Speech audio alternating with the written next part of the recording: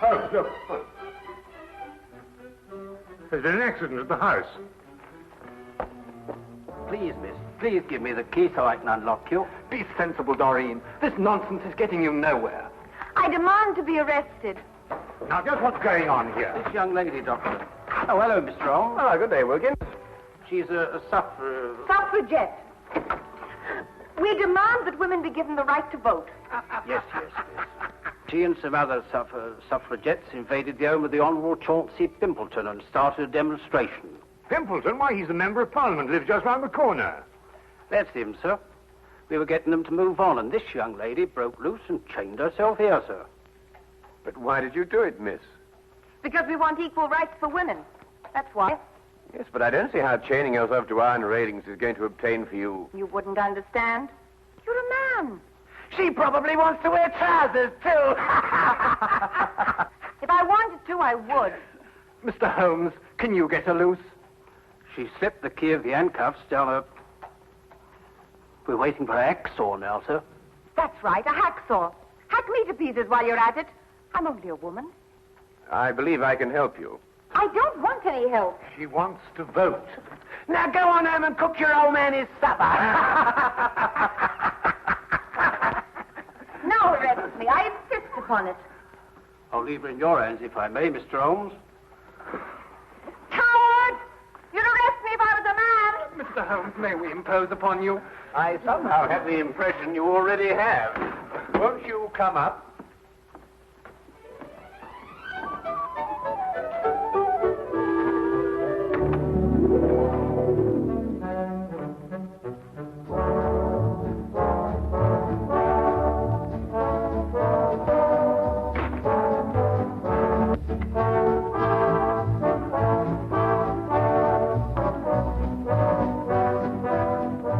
Permit me to introduce ourselves. This is my fiancée, Miss Doreen Meredith. First secretary to give the women the vote. I'm delighted to meet you, Miss Meredith. And I'm Henry Travers, personal secretary to Mr. Pimpleton. Oh, yes. I seem to remember that it was Mr. Pimpleton who led the attack on the Suffragette bill in the House the other day when it was defeated. And very, very resoundingly defeated. Yes, that old stuffed shirt. He'll be sorry. I wish you'd get out of this Give Women the Vote League, Doreen. It's dangerous. Yes, I can see that it has its inconveniences, Mr. Travers, but I don't really believe that it's dangerous. Would you call bombs dangerous, Mr. Holmes? Good heavens, are they using bombs now? Oh, just a teeny one. Boris and I made it to blow up a lion. My dear young lady, you don't blow up a lion, you shoot it. Who is Boris? An anarchist. An anarchist. He's an old dear who wouldn't hurt a fly. Blowing up lions, anarchists. Sometimes I don't know where modern England's going. Well, perhaps Miss Meredith might be good enough to indicate that direction for us. Well, it all began at the meeting of the Give the Women the Vote League. Miss Agatha Axton, our president, was presiding. Quiet, ladies, quiet. I've called this meeting of the council in order to consider our next step in view of the defeat we suffered last week. As you know, the Honourable... Honourable... Bosh. Even if he is my cousin. Well, anyway, Chauncey Pimpleton rallied the anti-women forces in Parliament and defeated our bill by the narrow margin of 347 to 1. Boo! Down Pimpleton! Boo! Pimpleton! We've got to do something, ladies. We're not making enough noise in the world. What would Joan of Arc do? What would Catherine of Russia do? They would attack. They would blow up something. Blow up something? How do you do that? I don't know, but they would do it. Don't bombs blow up things? I think they do. Let's buy a bomb. Where can you buy one? I've never heard of a bomb shop. We could make one. I'll make one. Can you? I don't know. I've never tried. I'll get a book. Good. But, What shall we explode? Let's explode a lion. Wonderful. We'll explode a lion. A very small one, of course. Well, anyway, I didn't know how to make a bomb. So, So she advertised in the Times. Wanted, a person who knows how to make a bomb. Oh, yes, yes. Dr. Watson and I read the advertisement. We tried to decipher it under the impression that it was a code. Never occurred to us for a moment that it meant what it said. well, anyway, Boris answered it. Yes, that's right. I am the person who makes a bomb. Sit down. Please, it is you who advertised. Yes, it's me. I'm so glad you answered, Mr. Turgov, Boris Turgov.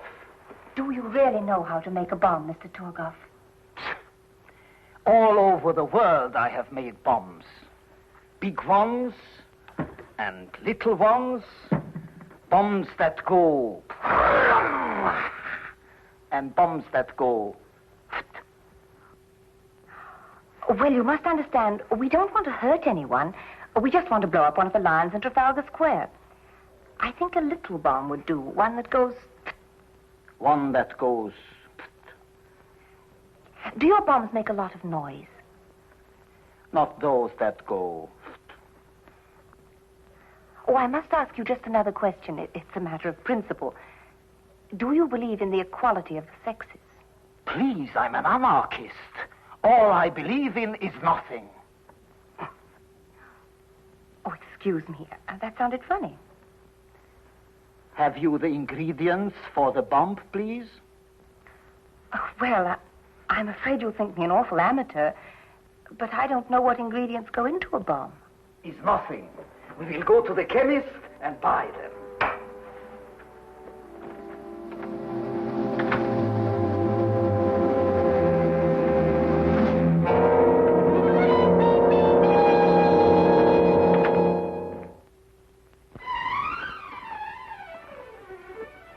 There you are, sir.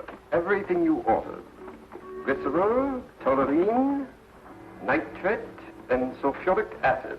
Oh, yes, and gunpowder. Yes, ma'am. Be careful, though. You could make a bomb with what you have here. Good day. Good day.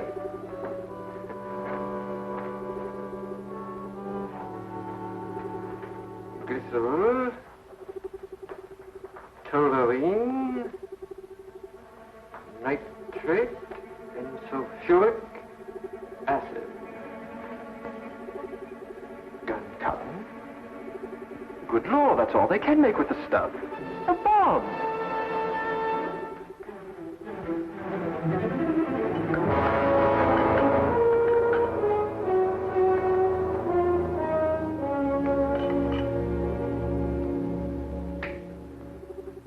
It's clever, no? A green croquet ball. Who would suspect a green croquet ball? Well, I'm sure I wouldn't. Like this, it unscrews in half. Are you sure it'll work?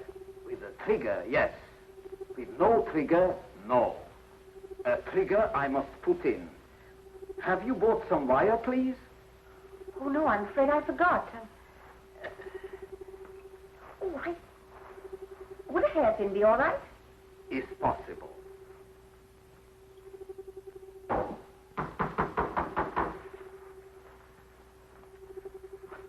Hello, darling.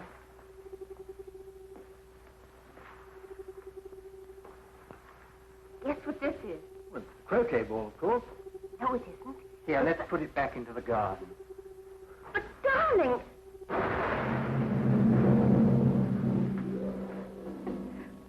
Well, fortunately, Boris made the wrong formula. It was only a small explosion. And so you made another bomb out of a croquet ball. Oh, yes, we went to work on it right away. Where is it? Here. Doreen! Good Lord, get it away from her, Holmes. Well, it won't go off unless it's hit very hard. Might I see it, Miss Meredith? Take care, my dear chap. That's no croquet ball, you know. That's precisely what it is, Watson. Just a very ordinary croquet ball with a crest on it. Why, that's Mr. Pimpleton's favorite croquet ball from his garden set. And the crest? The family's. His uncle's the Earl of Clareborough. His favorite favourite croquet ball, did you say, Mr. Travers? Does he always use the green one? Always. He plays every afternoon at 5. He's as regular as a clock. Then if that's his croquet ball, then someone must have... Exactly, Watson. Well, then he'll go and play croquet with a bomb. What time is it now? 5 o'clock. He only lives just around the corner. If he's as punctual as Mr. Travers says he is...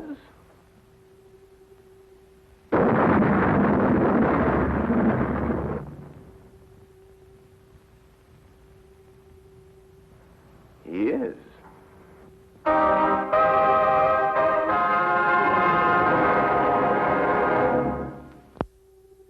He was standing here when it happened. It was his first swing at it. And that's the first time in the history of Scotland Yard a man's been killed that way. Oh, really, Lestrade? Was there anyone else with him at the time? Fortunately, no. Mr. Pimpleton had invented a game where he played alone. He always won that way. Tell you that ball, Holmes, might be another bomb. Oh, well, we'll soon know, won't we, Watson? Any other leads, Lestrade? Well, he received a delegation here in the garden. Oh, yes, I seem to have heard something about that. Yes, a girl named Doreen Meredith presented him with a suffragette's petition. Oh, really? Doreen Meredith. Yeah, lovely name. Yes, it is rather. Lestrade, do you believe the ladies blew him up because he defeated their petition in the House? Here, let me have a go at this. Well, you know these suffragettes, they're capable of anything.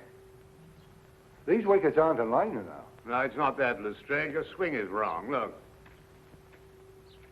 But nevertheless, bombing seems a bit drastic even for suffragettes. So is this business of their wanting a vote. Well, why not give them the vote? They couldn't do any worse with it than we have. Oh, hello, sir. This is Mr. Travers, Mr. Pimpleton's private secretary. Mr. Holmes, Dr. Watson. Oh, I've already How do you do, Mr. Travers? You've already what? Oh, I've already seen Mr. Holmes down from the window. I understand that Mr. Pimpleton was the heir of the old Earl of Clareborough. Yes. Tell me, who is next in line to the title? Well, possibly I am. I'm a remote cousin of the Earl's. Yes. I understand that you were in the garden with Mr. Pimpleton when the delegation from the suffragette movement called on him. Yes, I was. Interesting. Do you play croquet, Mr. Travers? No, I prefer lawn tennis. Quite so, quite so. But you really ought to try croquet, you know. Under normal circumstances, it's a fascinating and completely harmless game. From the Pimpleton, Holmes suggested a stroll in Hyde Park. I suspected what he hoped to find there. Here in Hyde Park, where vast multitudes of people can gather to hear us, under the banner of free speech, I call on the women of England to demand equal rights with men. We cook, we sew, we scrub. Why shouldn't we vote? Throughout the ages, women have been the pawns of men. Men of England, hold your ground. Keep women where they belong, in the kitchen. Women of England, keep out of the kitchen. Give them the vote now, and in 5 years' time, they'll be running the country. Sir, I ask you, are women slaves? Sir, I ask you, are they capable of voting? I no speak English.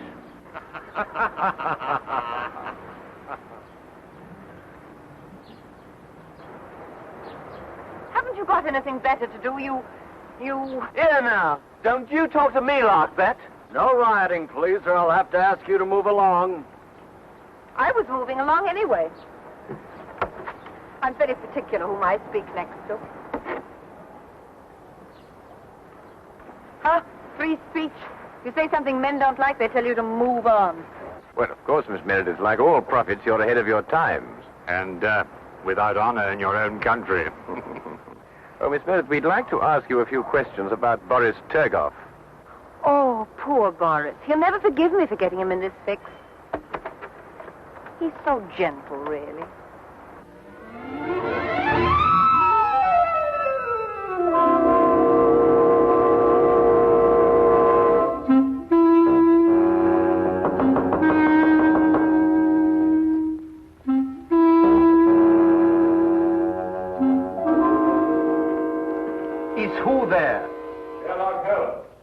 You want what?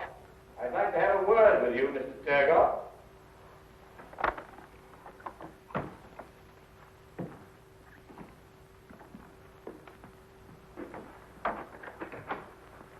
This is my good friend, Dr. Watson. I'm told you manufacture bombs, Mr. Turgoff. All kinds. Long fuse, short fuse. Did you make only one bomb for Miss Meredith? Oh, you know of that one. Well? 2 bombs I make for her, but one her young man sets off. Accidentally. He says. Do you know where this other bomb blew up? Yes. In Mr. Pimpleton's garden. Not the first time that the Turgoff bomb goes off in the wrong place. Can you explain how the bomb became substituted for the croquet ball? No. I do not go inside the house. I wait outside. Then the police come. And when the police come, Turgoff goes. Always. Without exception. I see. Miss Meredith tells me that you sent it to someone who makes little bags in which to carry bombs. Yes. A friend of mine I have who makes bomb bags. Who is he and where does he live? A Greek named Chen Young. He lives in Soho at 22 Flower Street. A Greek named Chen Young? He says he's a Greek. Am I to call him a liar? Thank you very much, Mr. Turgoff. Come, Watson.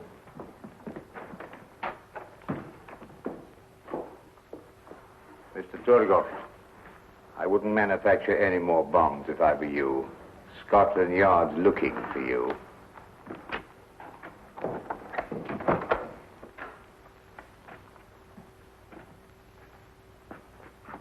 What?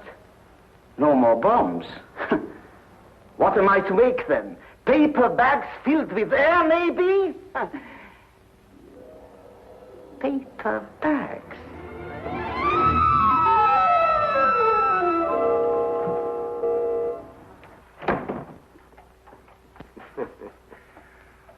Now where, Holmes? Well, now a visit to Mr. Chen Young, and then a bit of research at the College of Heralds. College of Heralds? You mean where they keep all the records of the title family? Precisely. This case started with the theory that women would get the vote, and I believe that one day they will. Oh, nonsense. And the solution of the crime lies in the theory. You mean some hidden factor we may have overlooked? Some subtle factor, Watson. Like a bomb?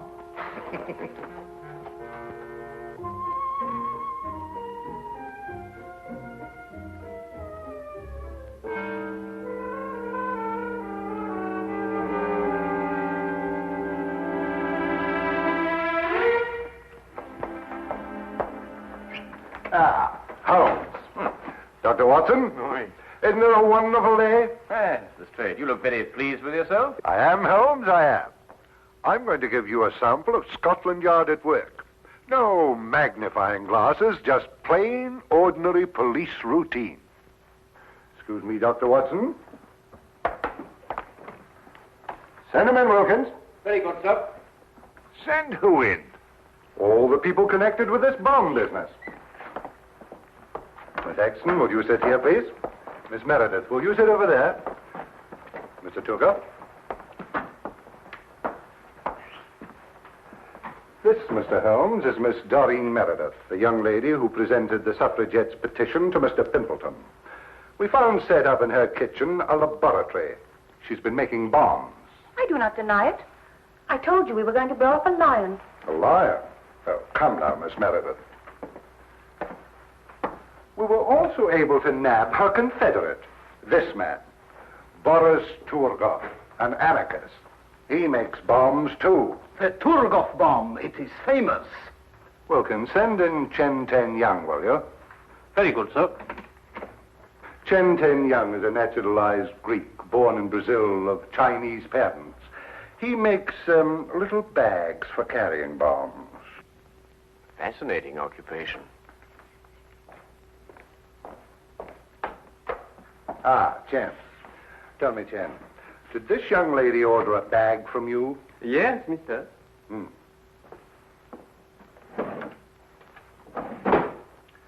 Did you make this bag? Yes, mister. 5 shillings, 6 pence. That is so, but on price. I see. Well, there it is, Holmes. There you are. An open and shut case. Miss Meredith killed Pimpleton because he was anti-suffragette. Ingenious, Lestrade. Really quite ingenious. You know there's only one thing wrong with it. What? Neither Miss Meredith nor Mr. Torgoff are guilty. Oh, I didn't expect you to agree with me. You never have. Well, not always, Lestrade, but sometimes, you know, sometimes. However, in this case, the real murderer killed Pimpleton for one reason, and one reason only. To be next in line to the title of the Earl of Clareborough. Well, who is next in line? Look here, Mr. Holmes, you trying to imply that I... Miss Meredith, after it was decided at your suffragette meeting to blow up a lion, who invited you to Mr. Pimpleton's house? Why, Agatha. We had to decide about the lion. Did you carry the bomb? Yes, in the bomb bag. Where? Wait a minute. This gentleman had access to it, too. Together with this lady. What does that mean? It's an intriguing title, Clareborough. First created in 1417, it has an unusual clause in its charter. Once, and only once, may the title pass to a female, if the female be next in line. That would automatically make her a countess.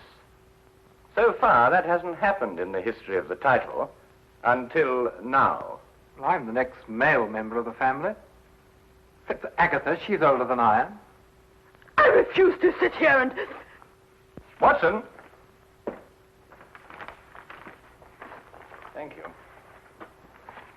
You'll notice, Lestrade, that this bag is identical to Miss Meredith's. Chen, who ordered this second bag from you? This woman, mister. Uh-huh.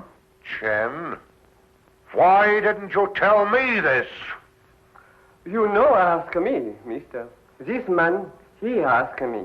And you see, the switch was simple and premeditated, of course. Why, Miss Axton, how could you? Preposterous!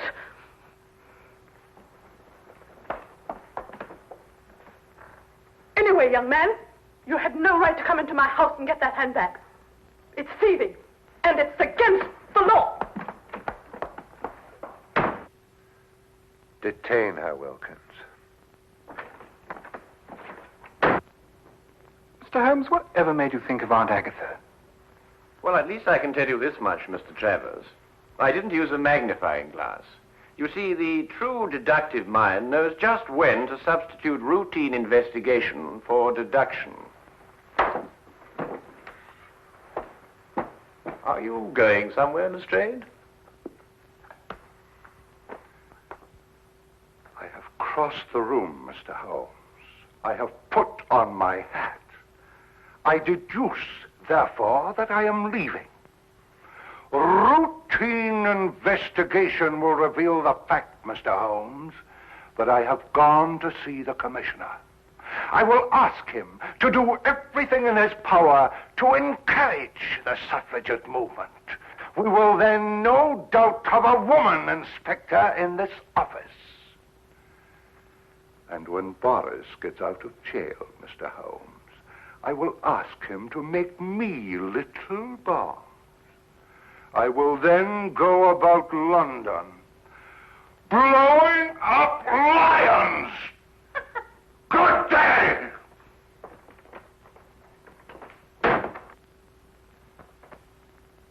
You know, Holmes, I've been worried about his complexion lately. I think Lestrade needs a rest. Yes, Watson, yes, I'm inclined to agree.